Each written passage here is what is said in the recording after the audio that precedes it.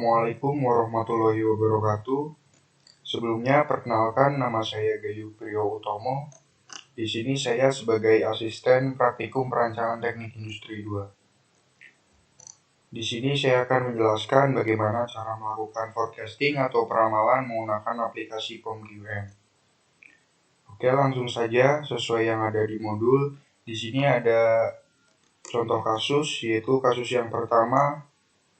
Di sini terdapat data penjualan produk X dalam satuan kilogram dalam 1 tahun, dari bulan Januari sampai bulan Desember 2020. Nah, di sini terdapat beberapa tabel data dari bulan Januari sampai bulan Desember, dan berikut data penjualannya.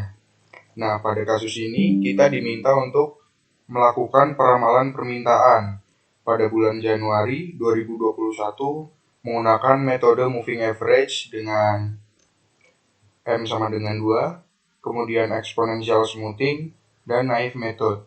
Kemudian di sini kita diminta untuk menentukan metode yang terbaik dengan cara menilai atau mencari nilai error yang paling rendah di antara ketiga metode tersebut.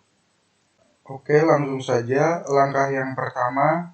Untuk memudahkan, kita pindahkan data dari periode bulan Januari sampai Desember ke dalam Microsoft Excel. Nah, di sini sudah ada data-data dari kasus yang tadi. Selanjutnya, setelah data-data tersebut dimasukkan ke dalam Microsoft Excel, langkah selanjutnya kita masuk ke aplikasi POMQM. Nah, setelah masuk ke aplikasi POMQM, di sini kita akan ditampilkan halaman seperti ini. Di sini ada beberapa modul tree yang digunakan untuk memecahkan masalah. Nah, pada kali ini kita menggunakan modul forecasting. Lalu kita klik ke yang time series analysis. Nah, di sini akan muncul tampilan seperti ini. Untuk title-nya atau judul, sebenarnya di sini diisi bebas, cuman kita isi dengan forecasting 1. Selanjutnya ada bagian kolom number of past period. Di sini kita isikan sesuai periode data yang ada. Nah, karena data tersebut yang akan kita forecasting sejumlah 12 bulan, kita isikan ke angka 12. Lalu untuk bagian row name sebenarnya ini bebas, cuma karena data yang kita miliki adalah data bulanan, maka kita klik yang bagian Januari, Februari, Maret, dan selanjutnya. Setelah itu kita klik OK. Nah, akan muncul tampilan seperti ini dengan demand yang masih kosong dari bulan Januari sampai bulan Desember. Nah, selanjutnya kita copy data yang sudah kita isikan ke Microsoft Excel, lalu kita masukkan ke bagian kolom demand. Nah, setelah kita masukkan, lalu kita pilih pada bagian metode. Nah, untuk metode yang pertama tadi kita menggunakan metode moving average. Akan muncul hashtag period to average. Di sini karena pada kasusnya kita menggunakan M sama dengan 2, maka untuk period to average kita isikan dengan angka 2. Lalu selanjutnya kita klik solve. Nah, di sini akan muncul forecasting result seperti yang ada pada aplikasi tersebut. Dengan nilai bias sekian, nilai MAD sekian, nilai MSS sekian, nilai standar error sekian, nilai MAPS sekian. Dengan hasil untuk periode selanjutnya menggunakan metode moving average yaitu sebesar 160,5. Nah, untuk solusi yang kedua di sini ada detail and error analysis.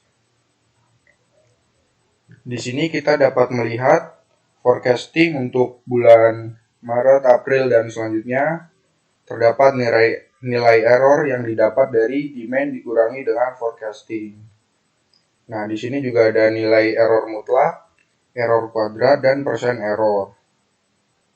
Di sini juga terdapat periode selanjutnya sama seperti tadi 160,5 dengan nilai standar error 13,886. Nah, ada lagi untuk solusi selanjutnya yaitu error as function of n. Nah, di sini terdapat nilai-nilai bias MAD, MSS, standar error, dan MAPE dari setiap periode dari bulan Januari sampai Desember. Nah, selanjutnya di sini ada tracking cycle. Nah, akan muncul data-data seperti ini. Dan solusi yang terakhir yaitu grafik dari forecasting tersebut. Nah, di sini terdapat dua grafik. Yang pertama untuk yang warna hitam, di sini merupakan data yang sudah kita miliki atau data awal sebelum dilakukan forecasting.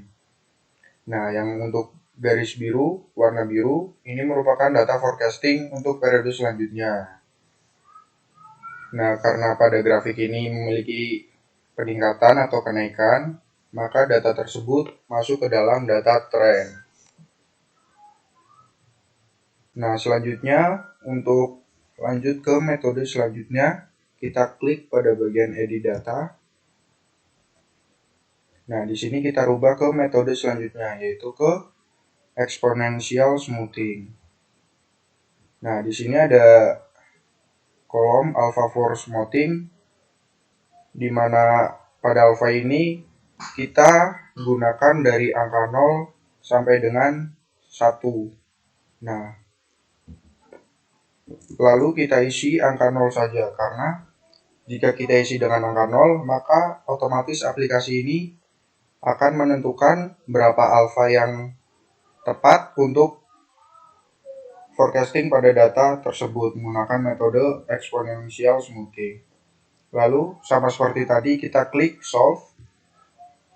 Nah, untuk data tersebut, kita ketahui dengan menggunakan aplikasi POMQM, kita dapati dengan nilai 1,00 yang tepat untuk melakukan forecasting dengan metode exponential smoothing. Nah, di sini muncul forecasting result dengan nilai bias sekian, MAD sekian, MSS sekian, standar error sekian, dan MAPE sekian. Nah, untuk metode exponential smoothing, kita dapati nilai periode selanjutnya yaitu sebesar 169. Nah, di sini juga sama seperti tadi, berapa nilai error mutlak, error kuadrat, dan persen error. Sama, untuk periode selanjutnya senilai 169 dengan standar error 9,747. Ini jika menggunakan metode exponential smoothing. Nah, di sini ada yang berbeda.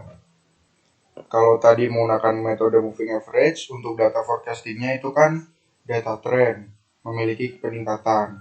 Nah, ketika kita menggunakan metode exponential smoothing, di sini datanya merupakan data konstan atau tidak ada kenaikan atau penurunan pada forecasting periode-periode selanjutnya. Sehingga data ini masuk ke dalam pola data konstan. Nah, selanjutnya untuk masuk ke metode yang terakhir yaitu metode naive method, kita klik yang sama yaitu di data, lalu kita ganti metodenya ke naive method. Nah, di sini kita langsung klik saja solve. Sama akan muncul forecasting result dengan nilai periode selanjutnya yaitu 169. Nah, dengan detail and error analysis seperti yang ada pada aplikasi dengan nilai standar error yaitu 9,747. Kita lihat grafiknya. Nah, untuk metode naive method ini sama dengan metode moving average, memiliki peningkatan sehingga data tersebut masuk ke dalam pola data trend. Nah, setelah kita melakukan forecasting menggunakan ketiga metode tersebut, kita diminta untuk menentukan metode yang terbaik untuk melakukan forecasting pada bulan Januari tahun 2021 dengan melihat nilai standar error yang paling rendah.